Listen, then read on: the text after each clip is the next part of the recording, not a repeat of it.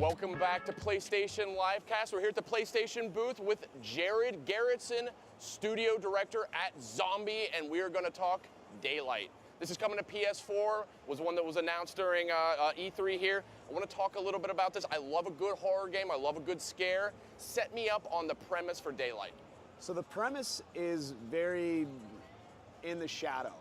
We want the player, each time that they play the game, it's a completely different world that they explore their way through. But each time they play, they'll find different pieces of the world, find out who they are, what's going on, what's happened in this world, and why it's so messed up, and and just travel through the entire story. Originally, we were going to release it in different chapters, but now we're going to release it all in one big, tight bundle. Awesome. So one of the things that grabbed my attention right away about this game is that you guys are sort of billing it as a psychological horror. Talk a little bit about that philosophy.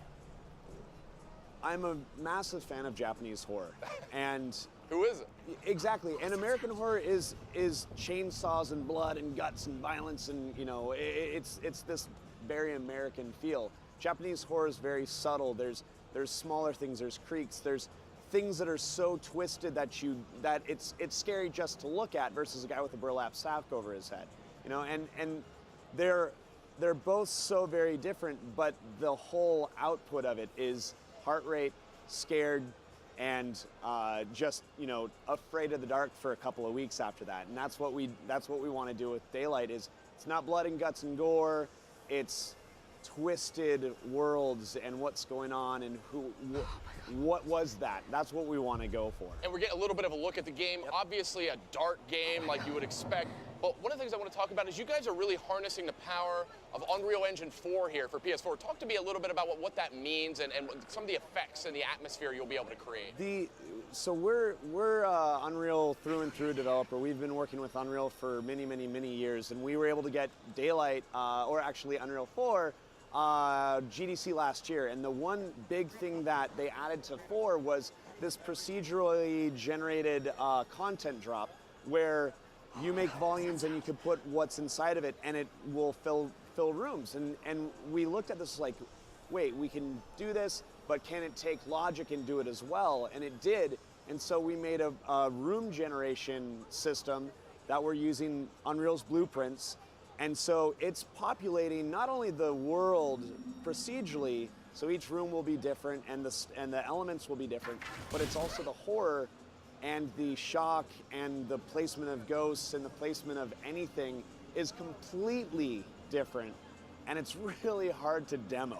I love it though. I think horror is all about the unexpected. Exactly. And having a procedural system to kind of build a randomized, but I mean not randomized, you're not just throwing them on a table and scattering them willy-nilly. I mean, right. It's still, there's a logic, like you said, there are systems in place to guide this experience. Now talk to me a little bit about what we're seeing here. I mean, it looks like a cell phone, and it looks like that's a source of illumination. Talk to me a little bit about some of the tools at your disposal as you navigate these environments. So anytime anyone needs a light or is in a dark place, they pull out their cell phone. It's just true tech that everyone has, even kids have. And so it was one of those things where like, this makes sense.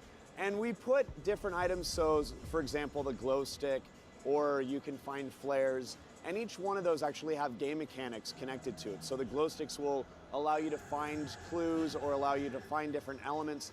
The flares will actually thwart the ghosts or scare them away, but the way that the flare works is it's just so violent that it's throwing shadows all over the place using real-time lighting, which is the other big thing that Unreal gave us, is completely dynamic lighting, and it looks beautiful. And it allowed us to make these worlds. If we were to do this in Unreal 3, each time we would make the world, the lighting would have to get baked and placed in. We're talking about like per pixel real-time lighting, the kind of stuff that you used to see in Doom 3, but you guys are doing it in a whole new way here with the game. Yeah, so it allows us to have flexibility, but also the complex textures that they're coming out. We can make just insane shaders that will manipulate and kind of move around, and it's really awesome. And our team was relatively small when we first started working on this. This was really just kind of like a weekend idea, and it grew and grew and grew, and it's becoming something very interesting because signing with Atlas, them bringing it to the PlayStation, it's no longer just going to be this little indie PC thing. and us making it a bundle, but also the exciting part is via Atlas, we're going to bring it to Japan. Awesome. So the source of our inspiration, we can actually bring it to the Japanese gamers, which is extremely exciting. You guys are coming full circle with this. So talk to me a little bit. It appears we're in sort of, I would say, it looks like an abandoned asylum. Right. Now talk to me a little about, you kind of mentioned spirits and the supernatural. I know, of course, you know, any good horror experience, we want to go in unprepared, not expecting what we're going to find. But talk to me a little bit about some of the threats that are lurking here. So we have a lot of different elements to it that you learn, and the things that you'll see mostly right now are our ghosts, which we made them very, very permadeath. If you're a gamer, you don't think that you get startled, but if you see something and it's going to reset your game, that's going to scare you more.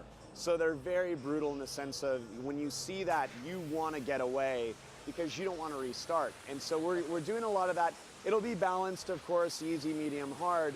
So like if I just want to learn the story, if I want to experience it and just have fun with it, you can go easy. But if you want to go hard, it'll be very different. Speaking of spirits, here we go. Yeah, and so in this, the spirits we'll have many different types of spirits that will really be different archetypes that you experience in any game.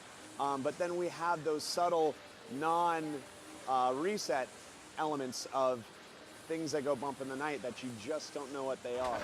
And so it's really exciting, and it's really fun and really hard to develop on because, I mean, I come in and go downstairs and we've got a demo room that we turn off all the lights to focus test, and every single time it's totally different. And that's the really wild part about this is we really built it for sharing your experience with YouTube and everything that's huge. And so when we signed with Blacklight and we got to get that controller and that share button being that major factor and us getting to find out camera, X, Y, and Z, we definitely are going to be making the experience very dialed in for the PlayStation 4. That's awesome. Taking full advantage of all the tools there, share and scare, or scare and share, maybe I should say. Yep. I also want to talk a little bit about, I mean, what do you do when you find a spirit? I mean, this is not a first-person shooter. Right, I mean, right. You're not firing like ectoplasm guns and Yeah. things like that. Are you using primarily light sources to ward these things off? So light sources, and then if they do grab you, you will be able to fight them off, but you'll want to run again, or some of them might just get you and you're done for. So really, it should be as soon as you see those, you should definitely be like, oh, what do I want to do? Do I want to run? How do I do that? And you'll learn how to manipulate the environment for the ghosts and everything like that. Well, I love a good horror game. When are we going to be able to get our hands on Daylight for PS4? We're aiming for Q1 2014.